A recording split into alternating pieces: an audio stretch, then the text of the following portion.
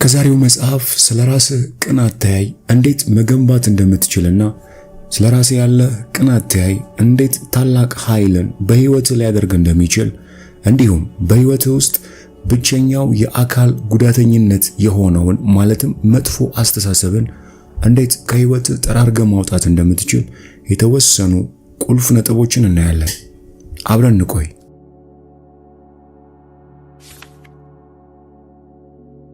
የኦሎምፒክ የወርቅ ሜዳሊያ ባለቤት የሆነው ስኮት ሃሚልተን በህይወት ውስጥ ብቸኛው የአካል ጉዳተኝነት መጥፎ አስተሳሰብ ነው ይላል።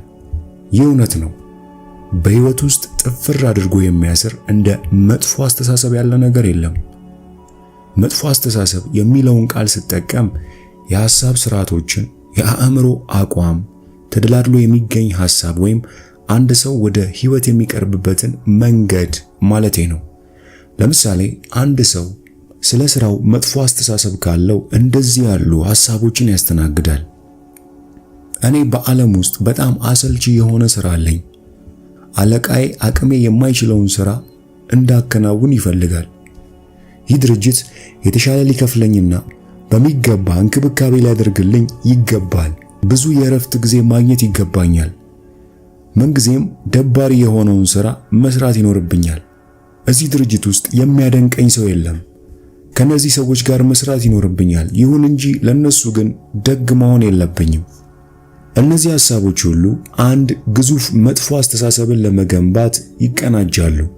እነዚህን ሁሉ ሐሳቦች ቀኑን ሙሉ በአእምሮ ያዘለ ሰው በስራው ደስተኛ፣ አርአያነት ያለው ወይም ለድርጅቱ ጠቃሚ የሆኑ አስተዋጽኦዎች አድራጊ እንዴት ሊሆን ይችላል?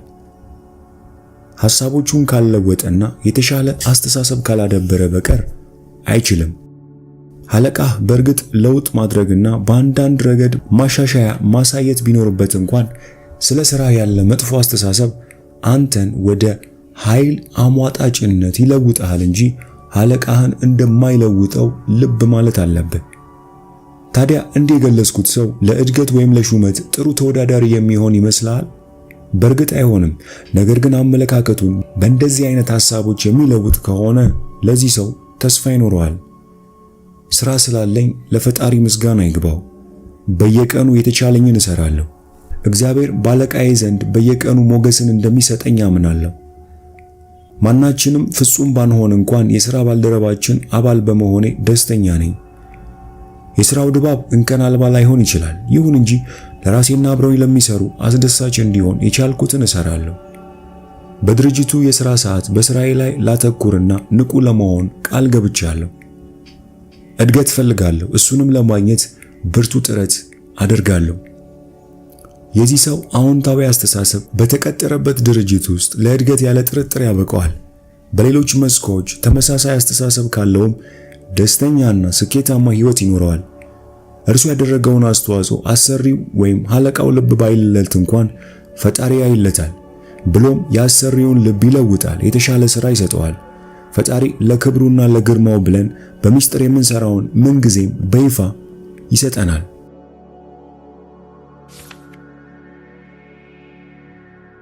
የምትወስነው አንተ ነህ። በምንም አይነት መጠን ዙሪያ ወይም ሁኔታ እንገኝ፣ ሁላችንም አመለካከታችንን የመምረጥ መብትና ኃላፊነት አለን።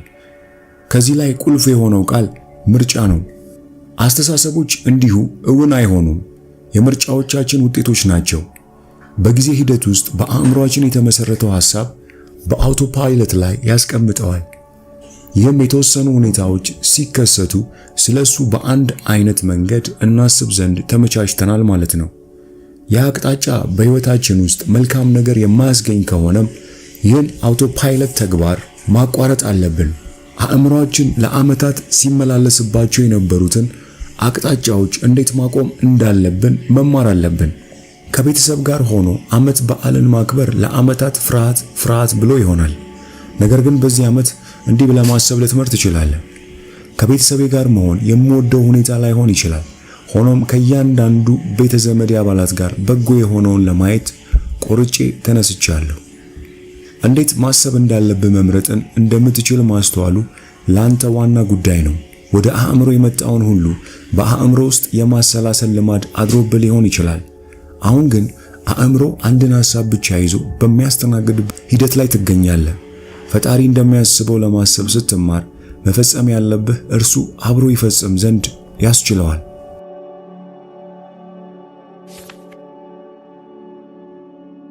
እዚህ ጋር ቆም በልና ይህንን አስብ። በህይወት ውስጥ መለወጥ አለበት ብለህ የምታስበው ሐሳብ ወይም አስተሳሰብ ምንድን ነው? ወረቀትና እስክሪብቶ በማዘጋጀት ለመጻፍና ለመዘርዘር ሞክር። የአስተሳሰብ ማስተካከያ። ዊንስተን ቸርችል አስተሳሰብ ትልቅ ልዩነት የሚያመጣ ትንሽ ነገር ነው ይላሉ። በዚህ በእጅጉ እስማማለሁ። ሁላችንም አንዳንድ ጊዜ የአስተሳሰብ ማስተካከያ ያስፈልገናል። የአስተሳሰብ ማስተካከያም የሐሳብ ማጠንጠኛ መንገድ ለውጥ ውጤት ነው። አስተሳሰባችን ከፍ እንዲልና አዎንታዊ እንዲሆን ብንቀጥል በህይወት እያደግንና እየበሰለን እንሄዳለን። ነገር ግን አስተሳሰባችን እየወረደና አሉታዊ ከሆነ ፈጣሪ ለኛ ያሰበልንን ጉዞ ሳንደርስበት ወይም እርሱ ካቀደልን ግብ ሳንደርስ እንቀራለን። አስተሳሰብህ ከፍታን ይወስነዋል። አስተሳሰብህ ከፍታን ይወስነዋል የሚለውን ሰምተህ ሊሆን ይችላል። በሌላ አባባል አዎንታዊ አስተሳሰብ በህይወት ውስጥ ከፍ ብለህ እንድትበር ያስችልሃል። አሉታዊ አስተሳሰብ ግን ዝቅታ ውስጥ ያስቀምጥሃል ማለት ነው። አውሮፕላን ነጂዎች አውሮፕላኖች በትክክለኛ ሁኔታና ከፍታ ላይ ይተዋወቁ ዘንድ መከተል ያለባቸው ደንቦች እንዳሏቸው ሁሉ አስተሳሰብህ አዎንታዊ ሆኖ እንዲገኝ ይረዳ ዘንድ መከተል ያለብህ ደንቦች ላካፍልህ እወዳለሁ። ይኸውም ከፍታህን መገኘት ካለበት ቦታ ይዘህ እንድትኖር ነው።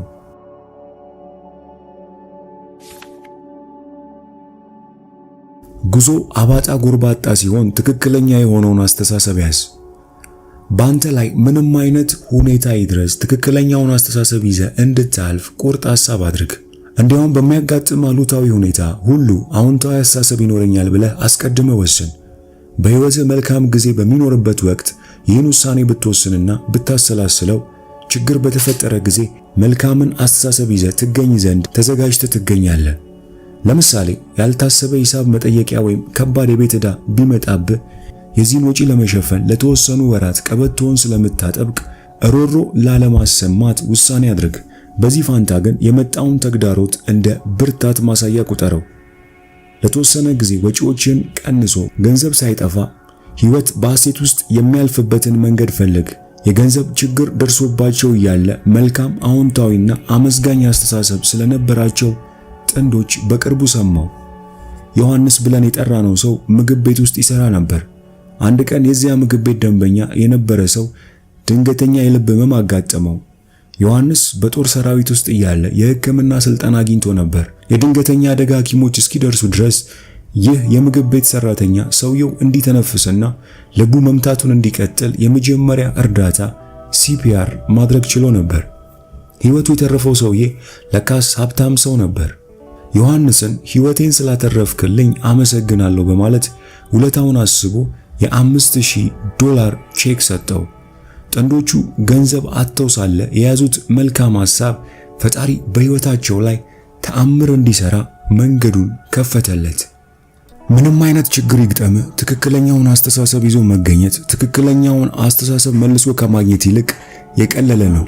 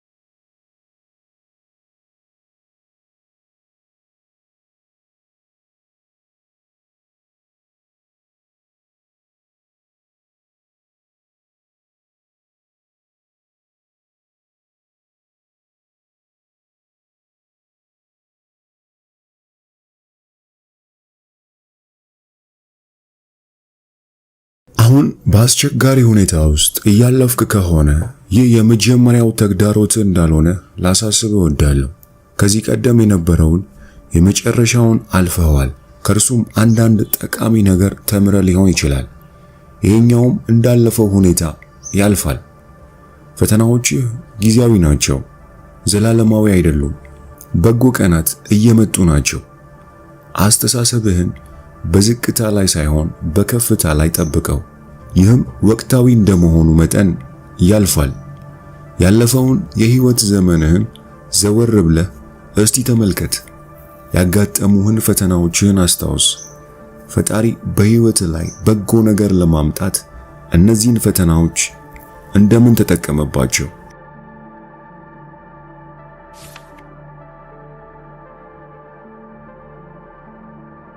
መጽሐፍ ቅዱስ እግዚአብሔር ጊዜያትንና ወቅቶችን እንደሚለውጥ ይነግረናል።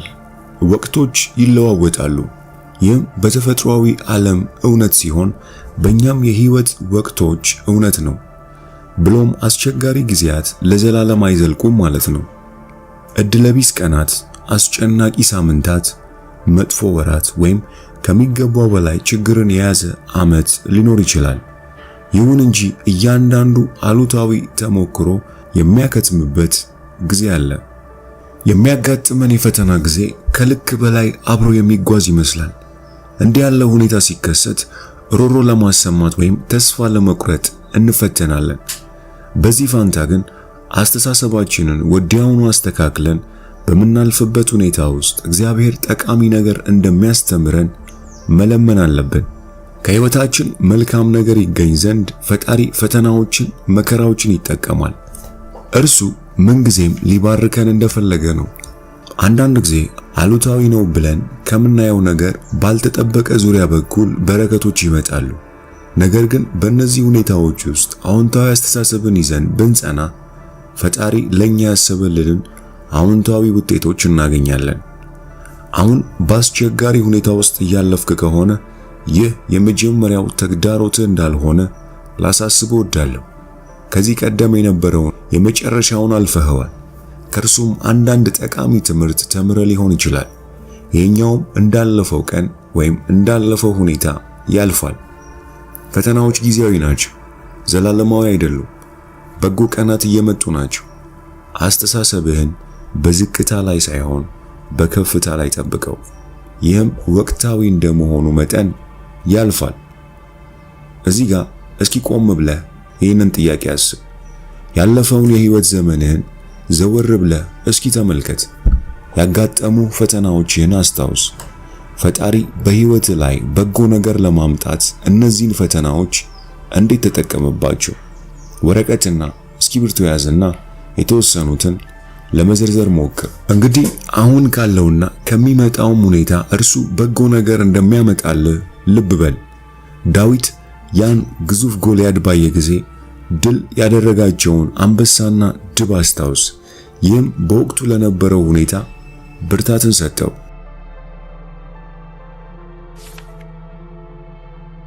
በመከራና ማዕበል ውስጥ ስትሆን ቁልፍ የሆነ ውሳኔን አትወስን።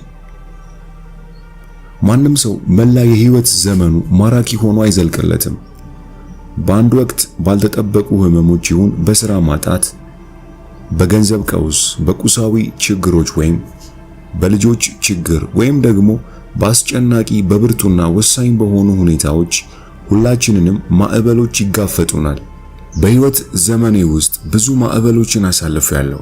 አንዳንዶቹ በበጋ ወራት እንደሚከሰቱት እንደ የሰዓት በኋላ ፈጣን ማዕበሎች ሲሆኑ፣ ሌሎቹ ደግሞ የአራቱ አውሎ ነፋሳቶች አካላትን ይመስላሉ።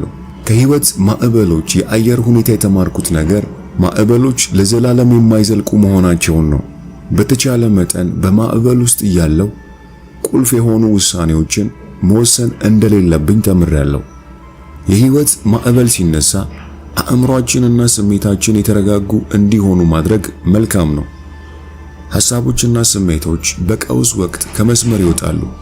ሆኖም በእነዚህ ወቅቶች ውሳኔዎችን ላለመወሰን ጥንቃቄ ማድረግ አለብን። መስራት የምንችለውን ፈጣሪ ይፈጽመዋል ብለን በእርሱ በመታመን መሆን አለበት። የአንድ አውሮፕላን አብራሪ መጥፎ ውሳኔ አውሮፕላኑን ከታለመለት መዳረሻ ወደ ሌላ አቅጣጫ እንደሚያመራ ወይም በአደገኛ ሁኔታ በአስቸኳይ እንዲያርፍ እንዲደረግ የሚያስገድደው እንደሚሆን ሁሉ መጥፎ ውሳኔ ከግብህ ሊያስወጣ ወይም ሊያስተጓጉል ይችላል።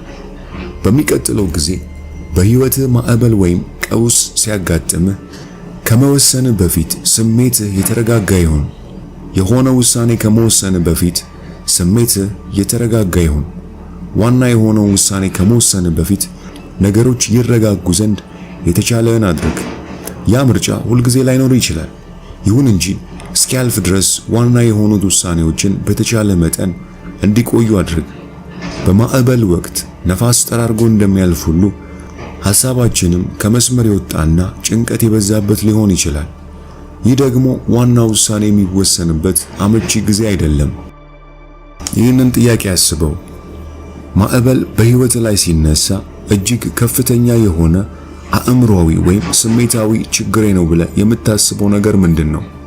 ፍርሃት፣ ጭንቀት፣ ትዕግስት ማጣት፣ ግልፍተኝነት ወይስ ሌላ ነገር? ስለዚህ በትዕግስት ለመጠባበቅ ብሎም በስሜት በሽብርና በፍርሃት ምላሽ ላለመስጠት ዛሬውን ወስን።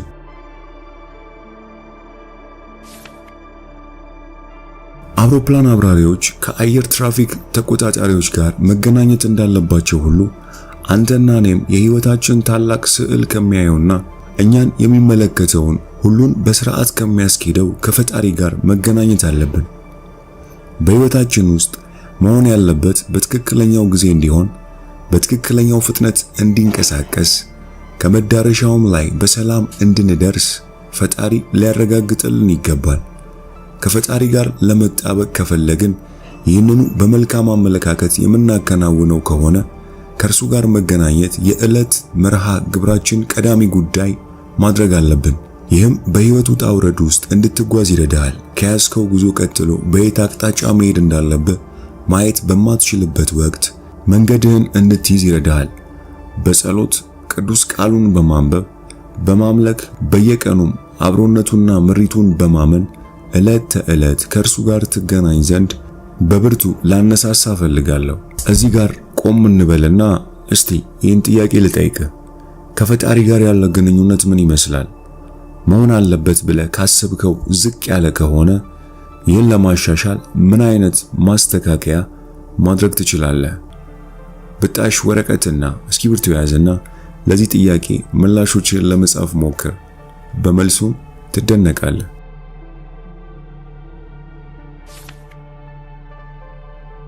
ነገሮችን በእይታ ውስጥ ለማስቀመጥ ጥረት አድርግ። ትክክለኛ እይታ ከሌለን መለስተኛ ሁኔታዎችን እንደ አብይ ቀውሶች፣ ዋና ቀውሶች፣ ኪሳራዎች ወይም በተቃራኒ ዋና የሆኑትን ሁኔታዎች ዋና ጉዳይ አይደሉም እንል ይሆናል። በዚህም ሆነ በዚያ ነገሮችን ከልክ በላይ አግዝፎ ማየት ወደ ችግር ሊያመራ ይችላል። ስለዚህ ነገሮችን ሆነው እንዳሉ ለማየት ከልክ በላይም እንዳያልፉ ለማድረግ የተቻለንን ጥረት ማድረግ አለብን። በማንኛውም አለመግባባት እርሱ ትክክል መሆኑን ለማረጋገጥ አያሌ የህይወት ዘመኑን ያጠፋ ወጣት ሰው አውቃለሁ። ብዙ ጊዜ ይከራከራል ብሎም ይቆጣል። ይህ ተዘውትሮ የተፈጸመ በመሆኑ ብዙ ወዳጆቹን አጥቷል። ቀፋፊ ጸባይ ያለው ሰው ነበር። ይህ ክስተት ለተወሰነ ዘመን እውን ከሆነ በኋላ በመጨረሻ ለውጥ ማየት ጀመርኩ። አንድ ሰው ከእርሱ የተለየ ሐሳብ ካለው ወይም የእርሱን መንገድ ተከትሎ አንድን ነገር ካልፈጸመ ለክርክር የሚነሳ ሰው አልሆነም። እንዲያ የለወጠው ምን እንደሆነ ጠየቅኩት። እንዲህም ሲል መለሰልኝ። ትክክል ሆኖ መገኘት ከልክ በላይ የተጋነነ መሆኑን ተገንዝቤያለሁ አለኝ። ትክክል ነኝ ማለትን በተገቢው እይታ ሲያይና ካለፈበት ቀውስ ጋር ሲያነጻጽረው ይህን ያህል ዋጋ ማስከፈሉ ተገቢ አለመሆኑን ተረዳ። ብስጭት ውስጥ ሊከትህ በሚችል በአንድ ነጠላ ነገር ላይ ከማትኮር ይልቅ ሙሉ የሆነውን የህይወት ስዕል የማየት ልማድን አዳብር። በህይወት ውስጥ ስለሚያጋጥሙ ችግሮች ከልክ በላይ ማሰብ ከሆኑት በላይ ግዙፍ ሆነው እንዲታዩ ያደርጋል። ራስን የሚያዞር ነገር ሲያጋጥምህ በደስታ ያሳለፍክባቸውን ወቅቶች ለማስታወስ ጊዜ ይኑርህ። ንጉሥ ዳዊት በመሪር ሐዘን ወቅት ይህንኑ አድርጎ ነበር። ነገሮችን በትክክለኛ እይታ ለማየትም ድጋፍ ሆኖታል። እስቲ አስበው፣ ነገሮችን በእይታ ውስጥ ለማየት አንተ በቂ ችሎታ አለህ ወይስ ይህ ማሻሻል የሚገባህ ጉዳይ ነው?